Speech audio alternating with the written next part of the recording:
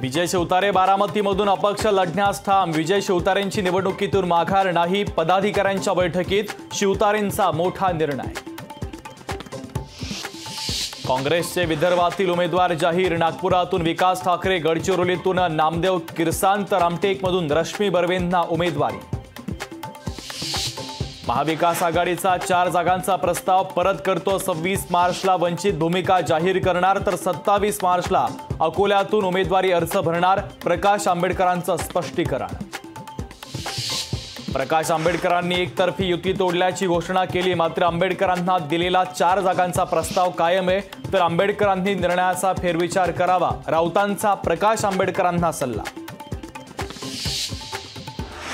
झाडे डोंगर पाहून झाली आता वास्तवाचं भान आलं असेल। शहाजी बापू पाटील आता परतीच्या प्रवासाला लागतील। संग्रामसिंह पाटलांचा शहाजी बापू पाटील यांच्यावर जोरदार हल्लाबोल।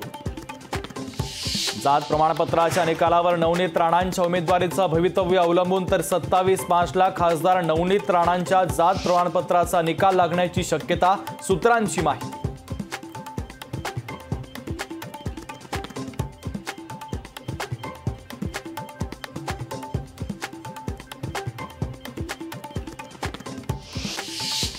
महायुतीच्या नेत्यांची जागा वाटपाच्या संदर्भात दिल्लीत रात्री उशिरापर्यंत खलबत। मध्यरात्री 12 ते 3 वाजेपर्यंत सुरू होती बैठक। राज्यात भाजपकडून उदयनराजेंची उमेदवारी घोषित। दिल्लीतील बैठकीत उदयनराजेंच्या नावावर शिक्कामोर्तब।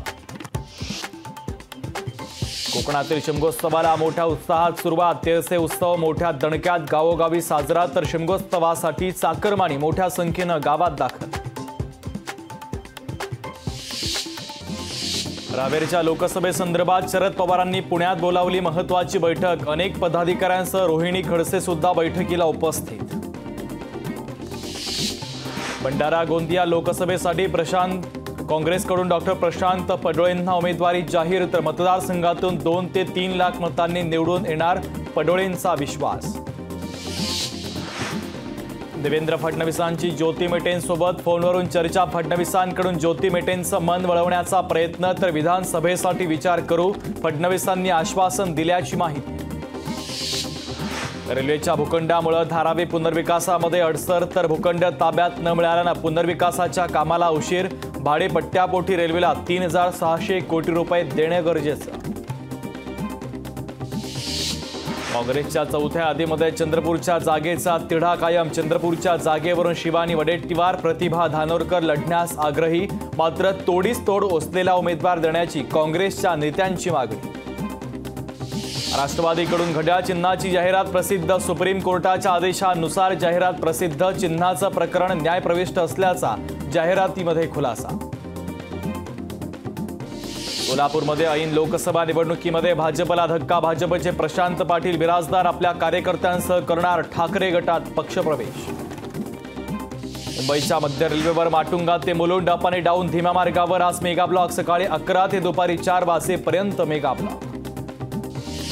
लोकसभा निवडणुकीच्या पार्श्वभूमीवर 31 मार्च नंतरही अनिश्चित काळासाठी कांदा निर्यात बंदी कायम। देशांतर्गत बाजारांमध्ये कांद्याची उपलब्धता कायम राहावी आणि दर नियंत्रणात राहण्यासाठी केंद्र सरकारचा निर्णय।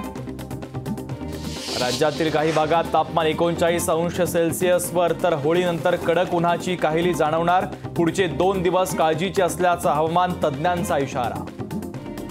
मुंबईतील घरांच्या विक्रीतून म्हाडा मालामाल। घरांच्या विक्रीतून म्हाडाला गेल्या 6 महिन्यात तब्बल 391 कोटी रुपयांचा महसूल। आकाशवाणी पुणे केंद्राचं 7 एप्रिलपासून प्रसारण पुन्हा सुरू होणार। प्रसार भारतीच्या निर्णयामुळे 2 वर्षांपासून बंद असलेलं प्रसारण पुन्हा सुरू होणार। रत्नागिरी जिल्ह्यासह राजापूर शहरात सायंबाच्या होळीनं शिमगोत्सवाची धडाक्यात सुरुवात। राजापूरचं आराध्य दैवत श्री देव दुतापेश्वर आणि श्री नवलादेवी मंदिरातून शिमगोत्सवाला सुरुवात। लोकसभा निवडणुकीमुळे सीएटी सेलनं केला परीक्षांच्या वेळापत्रकात बदल। नव्या वेळापत्रकानुसार 2 मे ते 29 मेला होणार परीक्षा, तर पीसीबी गटाची 22 ते 30 एप्रिल दरम्यान होणार परीक्षा। मुंबईच्या रणजी क्रिकेटपटूंची चांदी। एमसीए कडून रणजी खेळाडूंना बीसीसीआय इतकंच मानधन देण्याचा निर्णय।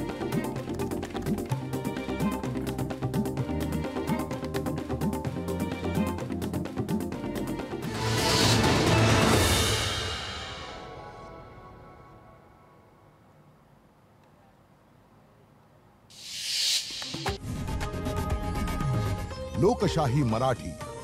ऐका, पहा, जागरूक रहा.